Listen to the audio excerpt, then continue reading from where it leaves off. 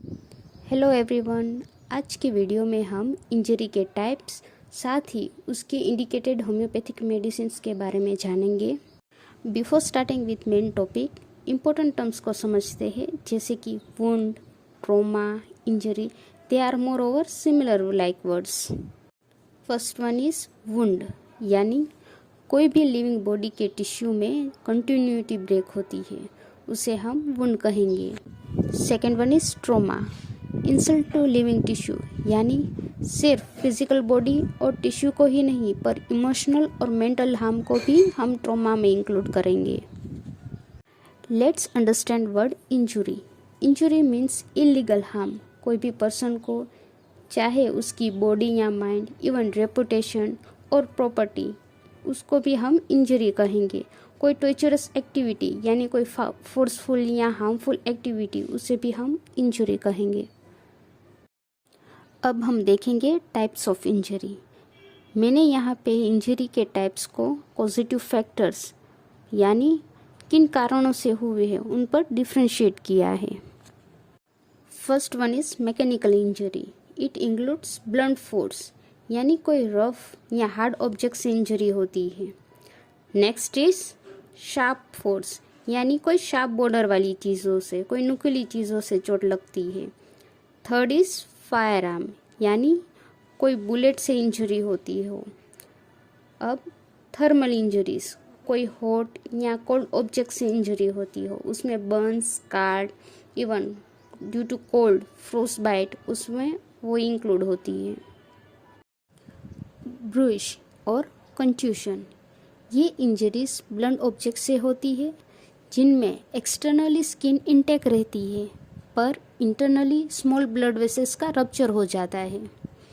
अगर हम देखेंगे ब्रूइश को तो स्किन इंटैक्ट होगी और ब्लूइश और पर्पलिश कलर का डिस्कलरेशन होगा। फॉर एग्जांपल, अगर हम आई पे पंच मारेंगे तो आई के सराउंडिंग ब्लूइश डिस्कलरेशन होगा।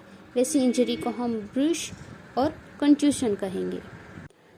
ब्रूइश इंजरी में जो होम्योपैथिक रेमेडीज बहुत ही यूज़फुल है, arnica montana, conium, hamamelis, hypericum, rhus tox, ruta, sulphuric acid, symphytum, aceticum acidum, verbena.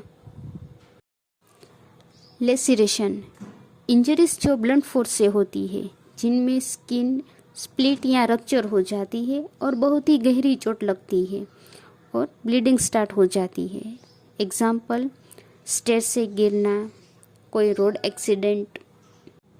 लेसिरेशन के लिए होम्योपैथिक रेमेडीज़ है calendula, hamamelis, hypericum, staphysagria, arnica montana, carbolicum acidum, ledum pal, sulphuric acid, symphytum. Incision, उसे हम cut भी कहेंगे। ऐसी इंजरीज जो शार्प ऑब्जेक्ट से होती हो। Example, while sharpening a pencil, blade slip हो जाती है और चोट लग जाती हो। Homeopathic remedies are arnica montana, lachesis, sulphuric acid, pulsatilla, phosphorus, calendula, hamamelis, hypericum, ledum pal. Injuries जिनमें ऑब्जेक्ट पॉइंटेड होगा और उसकी शार्प बॉर्डर होगी और स्किन के डीप पेनिट्रेशन होगा, वैसी इंजरीज को हम पंचर वुंड कहेंगे। For example, stabbing by knife और कोई इंसेक्ट्स का काटना, उसे भी हम पंचर वुंड कहेंगे। यूजफुल रेमेडीज है apis mellifica, hypericum, ledum pal, phosphorus. Injuries जो बुलेट के वजह से होती है, जिनमें वेरी डीप पेनिट्रेशन होगा और इवन बोन भी इन्वॉल्व होगा, ऐसी चोट के लिए जो रेमेडीज है वो है आर्निका मोंटाना और कैलेंडुला। थर्मल इंजरीज में इंक्लूड है बर्न्स एंड स्कार।